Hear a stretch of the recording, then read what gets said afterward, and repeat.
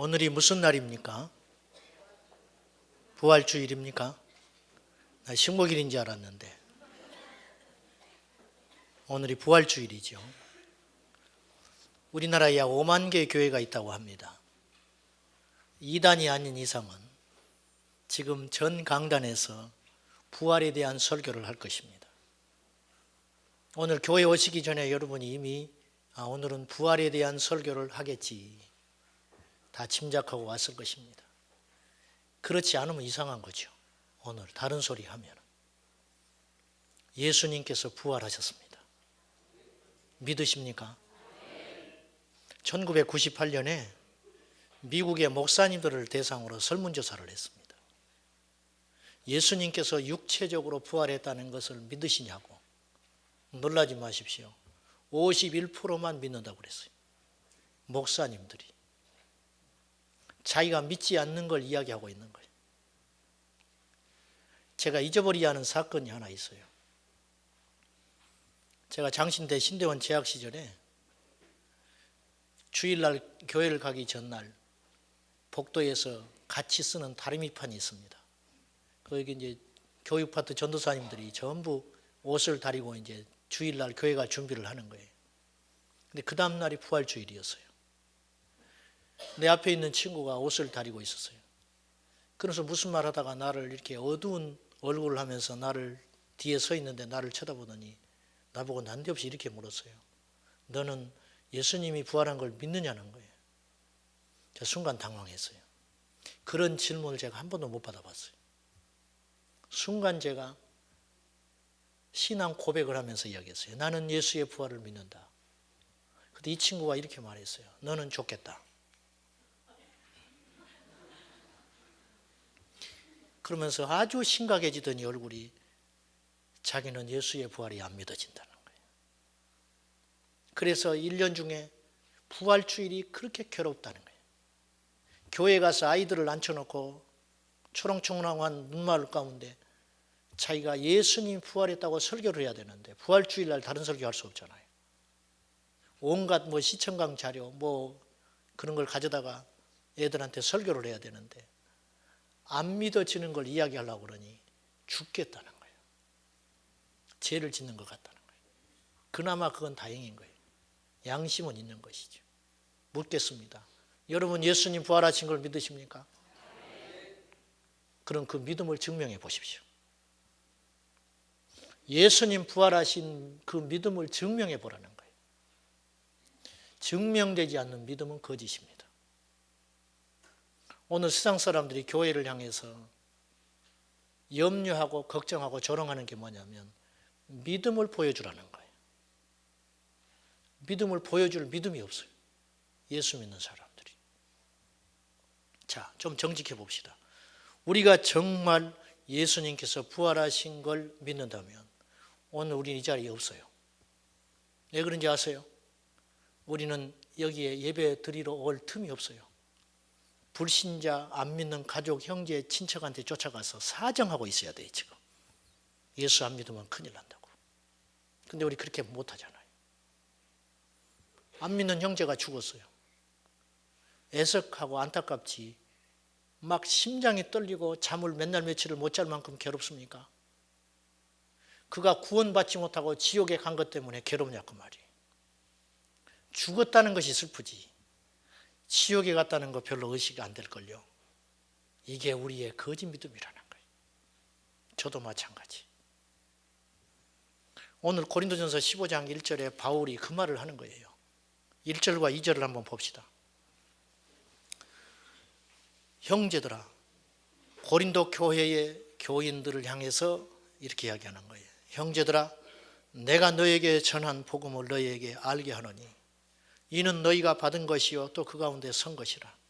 이게 무슨 뜻이냐면 바울이 고린도 교회를 개척하고 그곳에 복음을 전했어요. 바울이 전한 복음은 사실은 핵심은 두 가지로 요약할 수 있어요. 예수님께서 너희들을 위해서 십자가에 죽었고 다시 살아나셨다. 이게 복음이에요.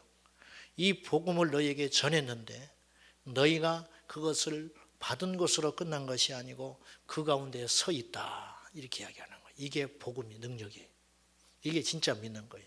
2절에 첨가를 해놨어요.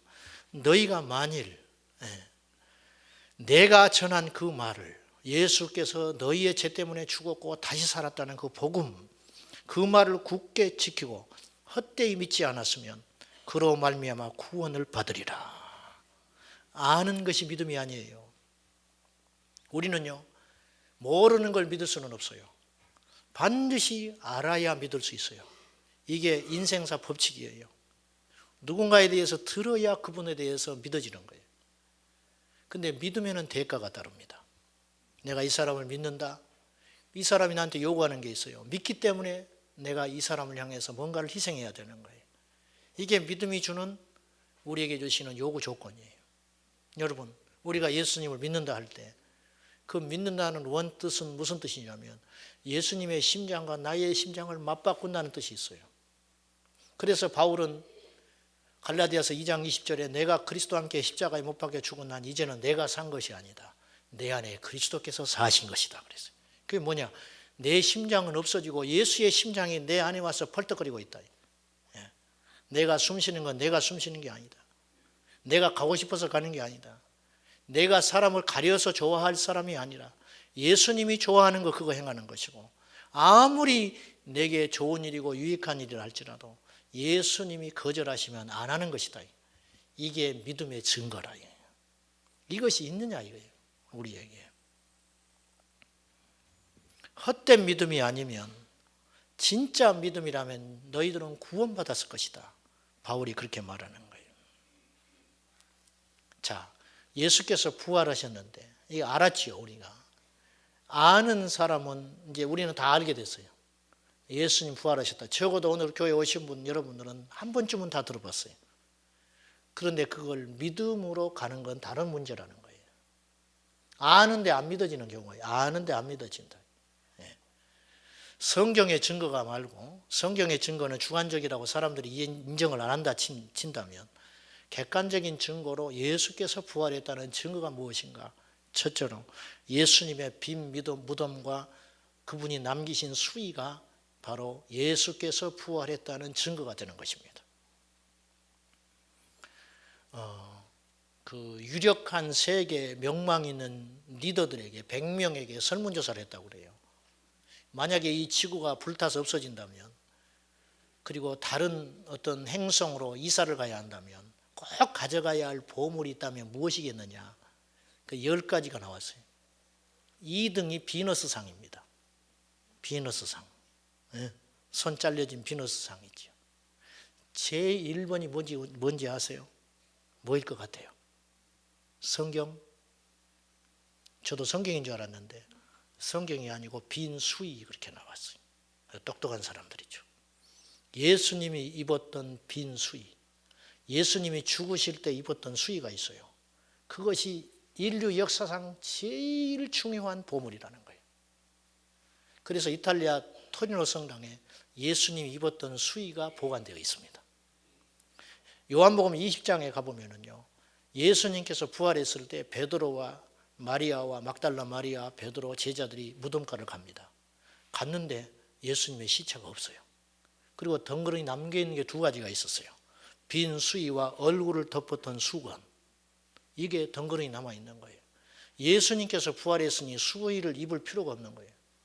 그 수의라고 짐작되는 것이 토리노 성당에 보관되어 있다는 거예요. 역사적 증거, 예수님의 무덤은 비어 있었다는 거예요. 여러분, 예수님의 무덤이 어디가 있습니까? 없습니다. 이것이 예수님 부활했다는 확실한 증거가 되는 것이에요. 2번째 증거가 있어요. 유대인들, 예수님을 적대시하고 기독교 신앙을 무너뜨리려고 했던 수많은 시도가 있었어요. 그들이 새롭게 신흥 종교로 탄생한 기독교를 유대교들이 박해하기 위해서, 자기들의 기득권을 지키기 위해서 엄청난 거짓을 만들어냈는데, 그들이요, 예수님이 부활하지 않았다는 증거를 내보이지를 못했어요. 무슨 뜻이냐면, 석가모니의 뼈가 발견됐습니다. 석가모니의 뼈로 추정되는 것이 발견돼 가지고 세계 불교 국가에 전시를 하면서 가두 행렬을 했다고 그래요. 옛날에 수많은 불교 신자들이 길거리에 나와서 감격하고 울었어요. 석가모니가 진짜 있었구나. 저 뼈가 석가모니의 뼈라니. 그리고 울고 감격하고 오열하고 막 그랬어요. 여러분, 그것을 보고 있던 선교사님이 이렇게 말했다는 거예요. 인도에서. 만약에 예수님의 뼈 조각이 한 조각이라도 발견됐다면 기독교 신앙은 산산조각 났을 것이다. 석가모니의 뼈가 발견되는 것이 그들에게는 감격이지만 우리는 뼈가 안 발견됐기 때문에 기독교가 존재하는 거예요. 이해되십니까? 예수님의 부활은 역사적 사실이라는 거예요. 만약에 예수님 부활하지 않으셨는데 제자들이 만들어낸 허구적인 이야기라면 유대인들이 어떤 사람들입니까? 예수님의 뼈와 무덤을 분명히 제시하면서 기독교 신앙을 잠재워 버렸을 거예요. 없었어요. 누구도 증명해내지 못했어요. 세 번째, 초대교회의 탄생이에요.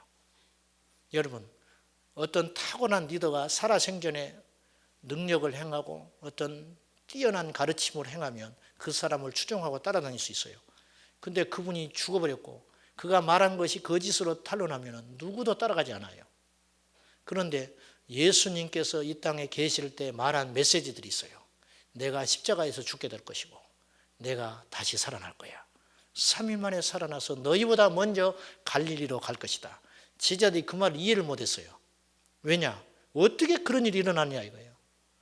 예수께서 하나님의 아들이시다는데 능력을 행하고 기적을 행하고 병자를 고치는 걸 보면 분명히 신인데 이분이 죽는다는 게 이해가 안 가고 또 죽은 다음에 다시 살아난다는 건 더 받아들일 수 없는 사실인 거예요. 그래서 그런 말을 할 때 제자들이 이해를 못했다고 성경은 기록되어 있어요. 언제 깨달았느냐? 주님 부활하시고 성령 받고서야 제자들이 그 말씀이 이런 뜻이었구나 깨닫게 된 거라는 거예요. 여러분, 리더가 어떤 종교를 만든 리더가 죽어버렸어요. 그걸 뭐하러 따라다니겠습니까? 그런데 초대교회 성도들은 목숨을 걸고 예수를 믿었어요. 한 명을 죽이면 두 명이 믿는 자가 나타나는 거예요. 이유가 있어요. 예수님이 부활하신 자를 그것을 목격한 사람이 있었다는 거예요. 오늘 말씀에 그 이야기가 나와요. 15장 6절을 보세요. 그 후에 500의 형제에게 일시에 보이셨다. 아마 500명이 모여서 집회를 중에 예수님이 그 자리에 나타난 거예요. 사도행전에 보면 예수님 부활하셔서 40일 동안 이 땅을 돌아다니셨어요. 그리고 제자들을 만나고 사람들에게 확신을 줬는데 500명의 사람들이 동시에 부활하신 예수님을 목격했다는 거예요. 한두 명이 목격했다면 헛것 볼 수 있어요. 근데 500명이 어떻게 동시에 잘못 볼 수 있겠어요? 그리고 바울이 이렇게 말하는 거예요. 그 중에 500명 중에 지금까지 고린도전서를 쓸 당시가 언제냐면 55년입니다. 약 예수님 부활 승천하신 후에 20년이 흐른 거예요. 20년이 지나도록 그때 그 자리에서 예수님이 부활했다는 걸 본 사람들이 살아있다는 거예요. 살아있다는 거예요. 안 놀라네요. 예수님 본 자들이 사도 바울이 고린도전서를 쓸 당시에 살아있는 증인이 있다는 거예요. 얼마 전에도 내가 만났다 그런 뜻이에요. 더 기가 막힌 건 자기도 봤다. 바울이 봤대요. 다메섹 도상에서 부활하신 예수님 봤어요. 여러분, 바울이 보통 똑똑한 사람입니까? 바울이 보통 논리적인 사람입니까? 뼛속까지 유대교 신앙으로 꽉 찬 사람이에요. 기독교를 이단으로 생각했던 사람이에요. 어떤 사람이 그를 설득합니까? 바울이 변해서 그것도 성경 공부에서 바뀐 게 아니고 하루아침에 확 바뀌어버린 거예요. 예수를 박해하는 자들이 예수를 전하는 자로 바뀐 거예요. 어떤 무엇 때문에 그랬느냐? 결정적인 증거가 있다. 내가 그분을 만났다. 거짓말이 아니더라 이거예요.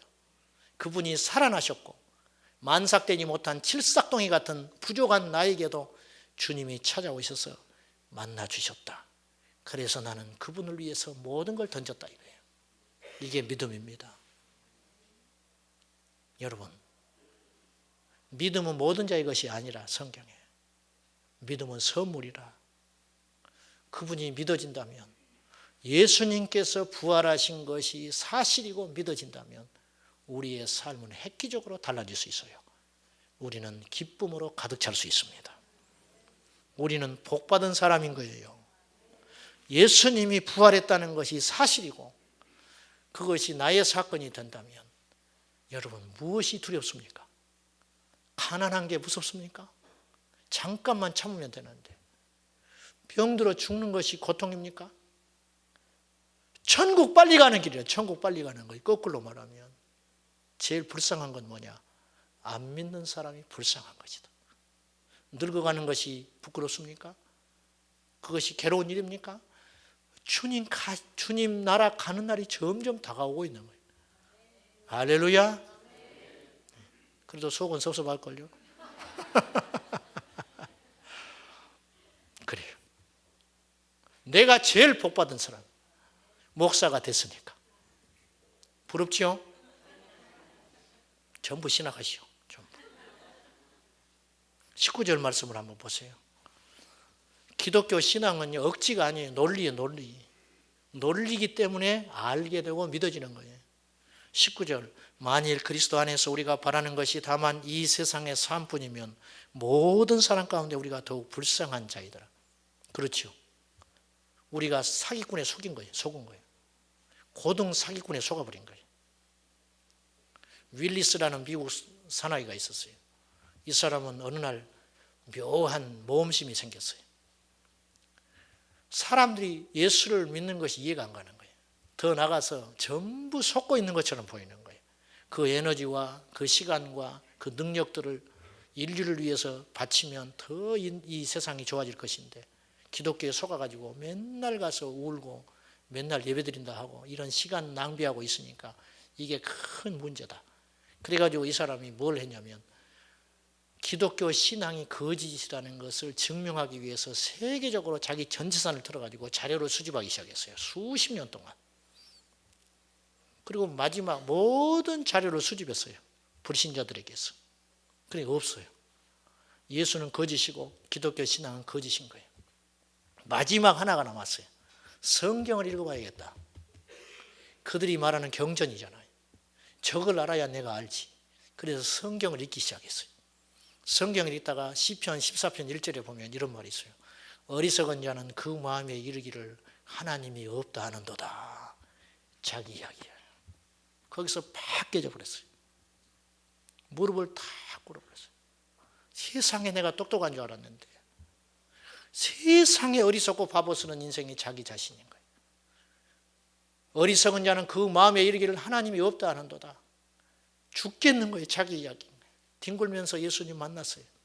그리고 속지 않은 마음으로 기도하면서 소설을 썼는데 그게 뭐냐? 벤허라는 소설이에요. 그래서 여러분 2000년 동안 사탄은 기독교 신앙을 무너뜨리려고 수없는 노력을 했어요. 그러나 양파를 까면 깔수록 비밀을 벗기면 벗길수록 과학이 발전하면 발전할수록 이 세상은 신비로 꽉 차 있었고 이 세상은 조물주 하나님이 아니면 해석할 수 없는 수많은 난제들이 있다는 걸 알게 된 거예요. 우리 하나님은 살아계셔요. 그리고 그분의 아들 예수 그리스도는 우리를 위해서 죽으셨다 부활하셨습니다. 이것이 믿어져야 된다는 거죠. 이것이 믿어진다면 가난한 것이 우리의 발목을 잡지 못해요. 못 배운 것이 우리 발목을 잡지 못합니다. 내 뜻대로 인생이 풀리지 않는 것 때문에 우리가 힘들어하지 않을 거예요. 왜? 우리의 소망은 천국에 있으니까. 할렐루야. 이 땅에 크리스찬들이 너무 확신이 없어요. 어떤 목사님 공원에 가서 전도를 했어요. 근데 옆에 약장수가 가짜 약장수. 누가 봐도 저건 가짜예요. 근데 가짜 양수가 약을 턱턱 파는 거예요. 그 비싼 거를. 자기는 한 명도 전도를 못 하는데. 그 사람들 다 하고 난 다음에 물어봤다는 거예요. 이 목사님이. 선생님 어떻게 해서 그렇게 약을 잘 팝니까? 그때 약장수가 이렇게 가르치셨어요. 목사님 하는 거 보니까 틀렸어. 나는 가짜를 진짜처럼 이야기합니다. 근데 목사님 왜 진짜를 가짜처럼 이야기해요? 그렇게 이야기하더라는 거예요. 확신이 없어요. 확신이. 예배드리고 나가는 사람들 보고 사람들이 깜짝 놀라야 되거든요. 도대체 저 사람들 어디 갔다 오는 거야? 뭐가 그렇게 당당하지? 뭐가 그렇게 힘이 있어? 저 정도면 손 들어야 되는 거예요. 저 정도면 무너져 버려야 되는 거예요. 안 무너지는 거예요. 안 무너지는 거예요. 그 힘이 어디냐? 바로 주님을 향한 확신이라는 거예요. 여러분, 하나님은 반드시 살아계십니다. 설교가 뭡니까? 설교는 설득하는 거거든요. 여러분을 설득하는 거예요. 그럼 여러분을 설득하는 것은 힘이 있어야 되는 거예요. 무슨 힘? 사실, 진리처럼 강한 설득력은 없는 거예요. 제 이야기를 해서 죄송하지만 저는 강단에 오를 때마다 검투사가 싸움하러 올라가는 심정으로 올라갑니다.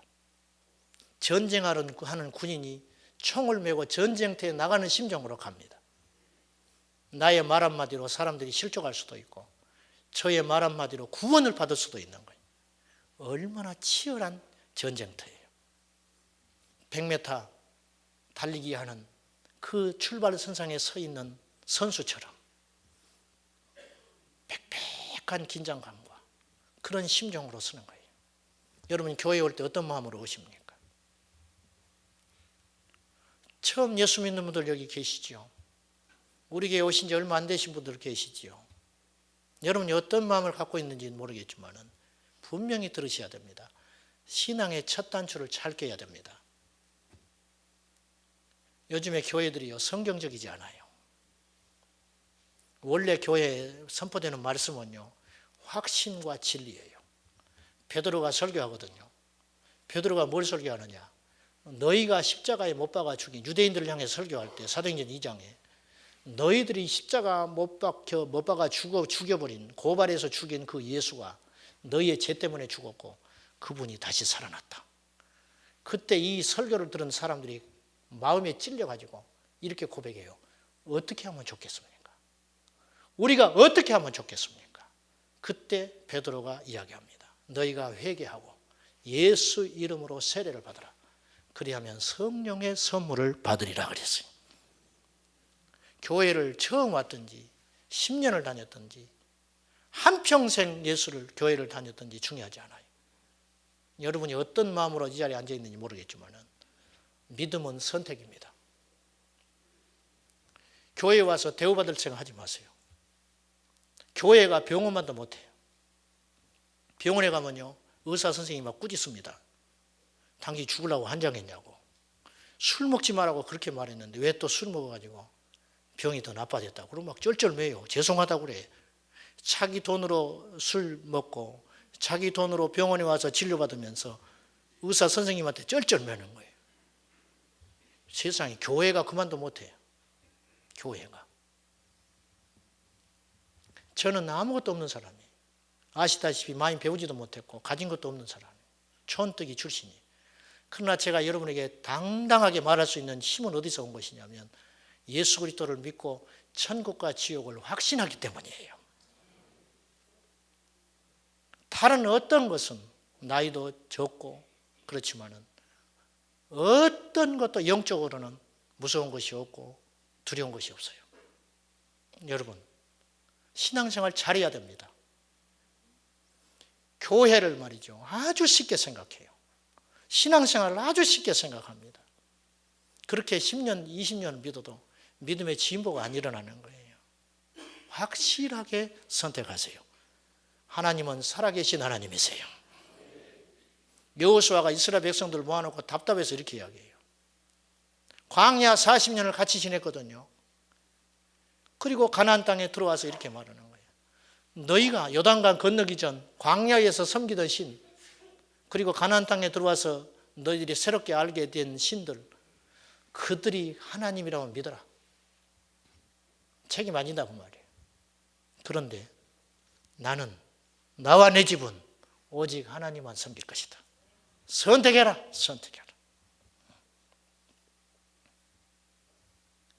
교회 오니까 대우도 안 해주네. 교회가 무슨 대우받는 것입니까? 예수 믿고 천국 가는 것이 교회예요. 그 자세를 바꾸셔야 됩니다. 그래야 여러분의 영혼이 잘 되는 것이에요. 그래야 신앙생활을 바로 할 수 있어요. 교회 와서 불편함을 느끼는 것이 사실은 당연한 거예요. 왜? 나를 말씀으로 치유하니까. 그동안 잘못 산 거예요. 그동안 하나님 떠나서 내 마음대로 살았어요. 하나님 대적하기도 했어요.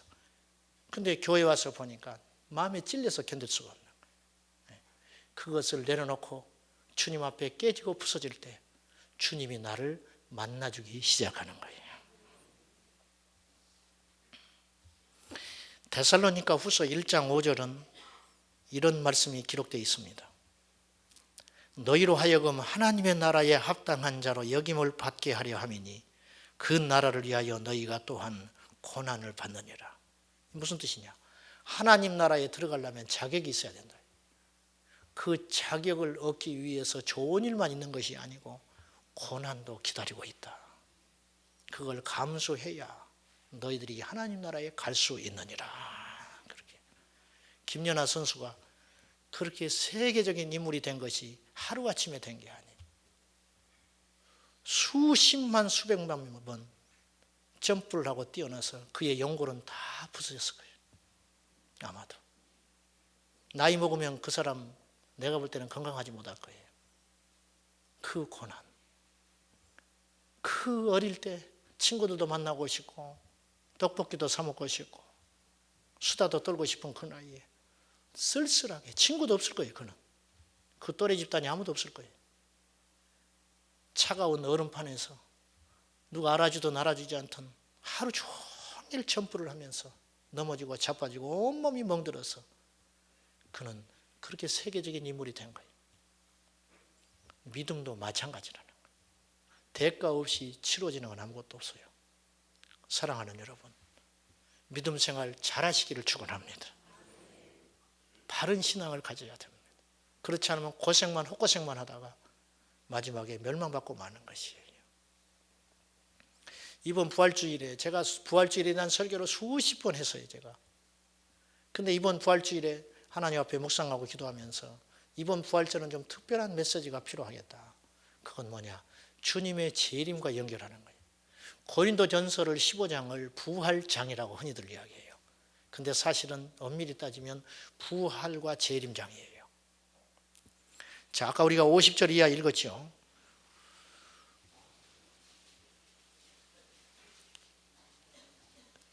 부활과 재림은 뗄래야 뗄 수 없는 관계예요. 50절 이하에 이제 부활에 대한 이야기를 하는 거예요. 자, 형제들아 내가 이것을 말하노니 혈과 육은 하나님 나라를 이어받을 수 없고 또한 썩는 것은 썩지 아니하는 것을 유혹으로 받지 못한다. 우리 옛날 우리 조상들이 정말 지혜로워서 이 썩을 놈아, 썩을 거예요. 이게 썩을 거. 맞습니다. 그들은 성경을 몰랐는데 어떻게 성경적인 이야기를 하고 있는지 몰라. 사람이 죽으면 돌아가셨다고 그러지. 그것도 성경적인 말이에요. 사람이 죽으면 돌아갑니다. 하나님께로 돌아가는 거예요. 이거 썩을 거예요. 썩을 거. 이 썩을 몸, 이 썩을 육체가 이걸 가지고는 하나님 나라 못 간다. 이것은 흙으로 돌아갑니다. 썩지 않은 걸 입어야 하나님 나라 가는데 그게 뭐냐? 부활이다. 그 언제 그런 일이 일어나느냐? 예수님 재림하실 때. 51절 보라 내가 너희에게 비밀을 말하노니 재림은 비밀이에요. 비밀. 세상 사람들은 몰라요 지금. 그래서 마음대로 사는 거예요. 비밀이라는 것은 소수의 사람에게만 알려지는 것을 비밀이라 하는 거예요. 주님께서 우리에게 비밀을 가르쳐 준 거예요. 무슨 비밀? 우리가 다 잠잘 것이 아니고 우리가 다 죽는 건 아니다. 우리가 다 죽을 것이 아니고 마지막 나팔에 순식간에 호련이 다 변화된다. 순간 변화된다. 이 썩을 몸 가지고는 공중에서 주님 재림하실 때 올라갈 수 없으니까 이것이 썩지 아니하는 영원한 새로운 육신을 입고 하나님 나라에 가게 된다. 예수님이 부활하셨죠. 그 부활하신 육체는 새로운 육체예요. 그래서 지자들이 못 알아봤어요. 이거예요. 이거 바로. 예수님 부활하신 그 육체가 새로운 육체이듯이 우리도 주님 공중에 다시 오실 때 우리 육신이 새로운 육신을 입어가지고 공중으로 올라간다는 거예요. 할렐루야. 나는 너무 몸무게가 나가서 고민이 된다. 못 올라갈지 몰라. 그런 고민 할 필요가 없어요. 하나님이 새로운 육체를 입혀주신다. 네. 부활에는 순서가 있다. 순서. 부활의 순서. 52절 나팔 소리가 나매 죽은 자들이 썩지 아니할 것으로 다시 살아나고 우리도 변화되리라. 무슨 말이냐? 우리보다 먼저 예수님 믿고 죽은 자들이 있잖아요. 그들이 새로운 육체를 입고 예수님과 함께 공중에서 오신다. 그러니 우리 생전에 예수님 오셨다고 가정해 봅시다. 자, 예수님이 다시 오실까요? 꿈 같은 이야기처럼 들리지요. 아, 예수님이 다시 오실까? 예수님 2000년 전에 이 땅에 오셨다는 건 내가 역사에도 배우고 4대 성자 중에 한 사람이니까 믿어지긴 하는데 다시 온다는 것이 있을 수 있겠어? 그렇게 생각하는 사람이 2명 앉아 있어, 이 자리에. 안 믿어지는 거야, 안 믿어지는 거야. 여러분, 주님은 반드시 다시 오십니다. 성경의 모든 예언은 성취됐어요. 이스라엘이 2000년 만에 나라를 잡거든요. 1948년에. 그것도 성경에 예언해놨어요. 사람들이 그 약속이 성취되기 전까지는 성경을 그대로 받아들이지 않았어요.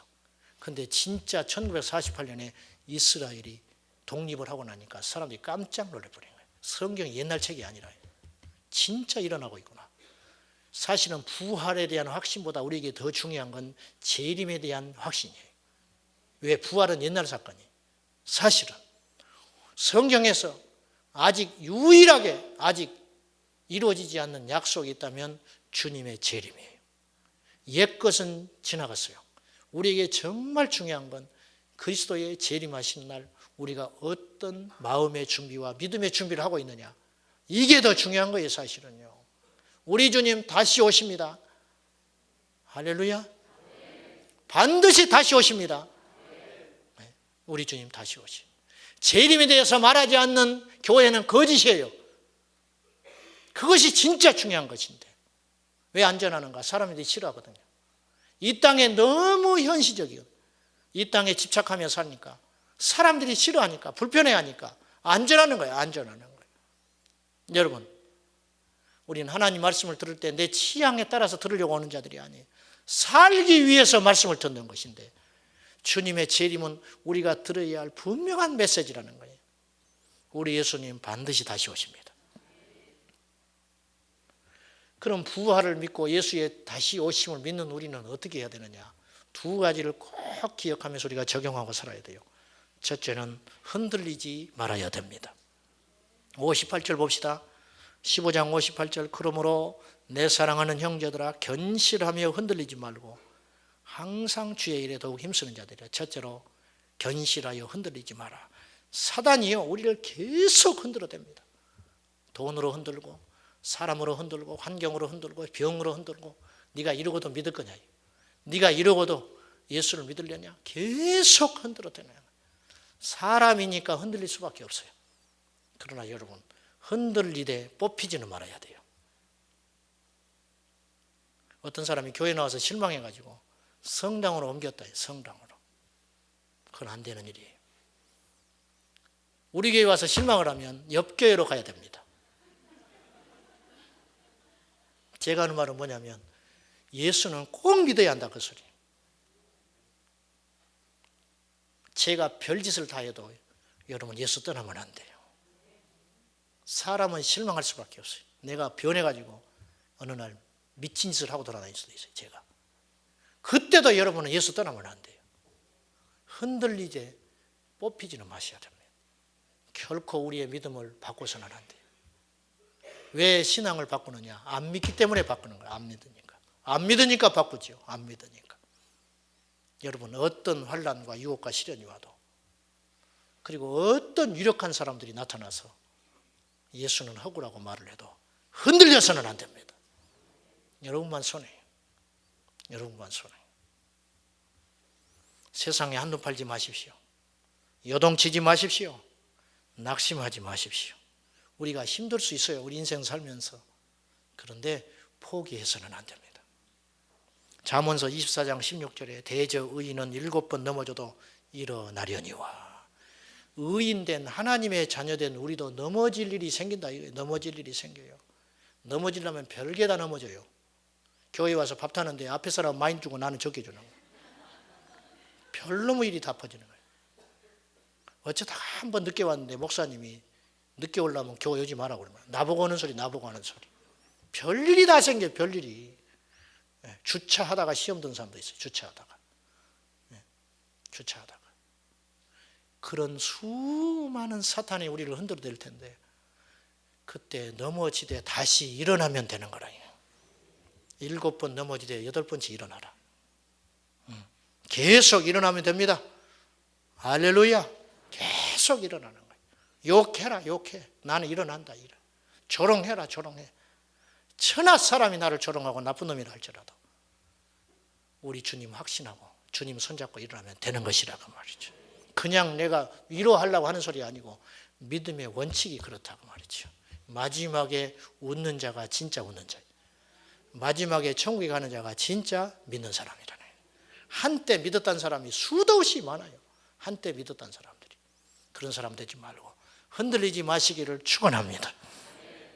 그래서 두 번째로 주의 일에 헌신하고 힘써야 돼요. 게으르지 마셔야 됩니다. 세상에서 제일 가치 있는 일은 주님의 일이에요. 주님의 일. 우리가 천국에 가서 받을 상급을 알게 되면 우리가 이렇게 안 믿는다니까요. 너나 할 것 없이 주의 일을 하려고 난리가 날 거예요. 난리가 나요. 왜 순교했겠어요? 왜 주기철 목사님 순교했겠습니까? 천국에 가면 보상 있는 걸 믿는 거예요. 그 믿음이 있기 때문에 이 땅에서 헌신하는 거예요. 우리 셀리더들이 너무 수고 많이 합니다. 우리 봉사자들이 지금 아침부터 와서 봉사해요. 저보다 더 열심히 사람이 있어요. 그래 놓고도 저한테 욕을 먹습니다. 그래도 그분들이 미안하다는 거예요. 어느 날 나한테 전화해 주중에 목사님 미안해요. 뭐가 미안해요? 죽도록 고생했는데 미안하다는, 자기가 또 뭘 잘못한 것 같다는 거예요. 막 눈물이 울컥울컥 나는 거예요. 나는 왜 이분들이 사회적으로 가서 보면 모자란 게 하나도 없어요. 전부 집안에 가면 존경받는 가장이고 직장에 가면 일터에 가면 존경받는 사람들, 인정받는 사람들. 근데 왜 그렇게 교회에 와서 한없이 작아지고 약해지고 부족하다고 고백하는가? 하나님의 나라를 알기 때문에요. 까불질 못하는 거예요. 하나님의 나라가 너무 크다는 걸 알기 때문에. 그것이 바로 믿음이라는 거예요. 견실하여 흔들리지 말고 주의 일에 더욱 힘쓰는 자가 되어라. 성경은 이야기하는 거예요. 에콰도르에 가서 순교했던 짐 엘리엇과 5명의 순교자들이 한 사람에게도 예수 전하지 못하고 경비행기 타고 가서 도착해서 즉시 해안가에서 다 죽어버렸습니다. 인디안 부족들이 나타나서 전부 칼로 죽였어요. 짐 엘리엇이 죽기 전에 그에게 남긴 일기장에 이런 말을 남겨놨어요.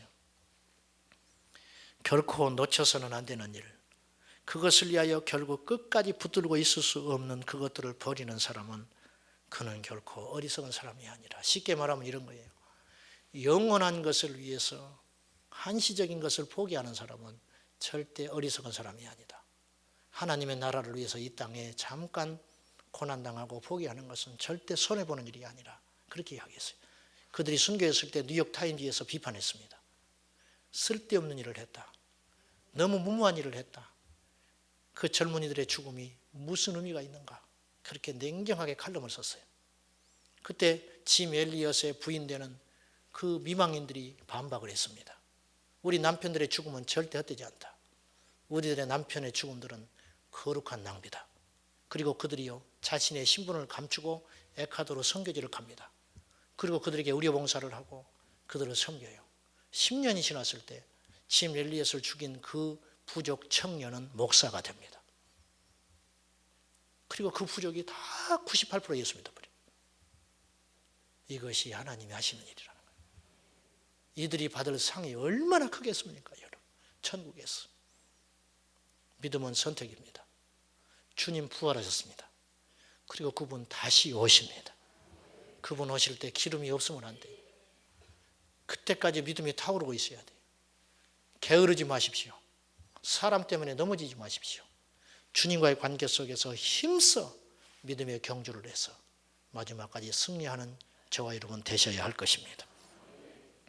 우리나라에서 성막으로 제일 유명한 목사님이 강문호 목사님이에요. 이 강문호 목사님이 재작년에 확 뒤집어졌어요. 그리고 이분이 재림에 대한 설교만 계속 지금 합니다. 때가 다 됐다는 거예요. 다른 사람이 그렇게 하면 웃을만 해요. 근데 이분은 그런 분이 아니에요. 얼마나 신학적으로 탄탄하고 평생 성막 연구에 자기 생애를 다 바쳤던 사람. 성막을 연구해 보니까 주님 오신 날이 다 됐다는 거예요. 이 사람이. 올해 은퇴인데요. 조기 은퇴하신다고 그래요. 그리고 평생 자기의 전 재산을 터니까 13억인데 그걸 하나님께 다 바쳐버렸어요. 그리고는 재림 설교만 하고 있는 거예요. 이분이 쓴 책 중에 이런 말을 남겼어요. 멍에의 무게가 상 받을 무게다. 장수는 전쟁터에서 죽어야 한다. 꿈은 꿈꾸는 자를 가혹하게 만든다. 일 없는 상이 없고 상 없는 일이 없다. 보석은 흙이 묻어도 보석이다. 서리가 알곡을 만든다. 새는 쓰레기 위에서도 노래한다. 무지개를 보려면 비를 맞아야 한다. 거친 파도는 사공을 윤후하게 만든다. 이 말이 무슨 메시지인지 아시겠지요? 노 크로스 노 크라운. 십자가 없이 부활 없다. 이 땅에 땀 흘리는 것 없이 천국에서 얻을 상을 기대하지 말아라. 이 말이에요. 하나님의 나라는 공평합니다. 주님을 위해서 헌신하고 드리는 것만큼 주께서 주신 상급이 큽니다. 때와 시기는 비밀에 갇혀 있으니 주님이 언제 오신다 할지라도 우리는 깨어서 부끄럽지 않게 저 공중에서 예수님 맞이하도록 날마다 기도하고 날마다 겸손하게 주의 일에 힘쓰는 저와 여러분 되시기를 축원합니다. 기도하십시다. 사랑하는 아버지, 주님이 부활하셨기에 주님이 다시 오신 것도 100% 믿습니다. 아직 유일하게 성취되지 않는 약속, 주님이 다시 오시마 약속하신 그 약속, 우리 온 성도들이 믿음으로 고백합니다. 마르나타, 주 예수여 어서 오시옵소서.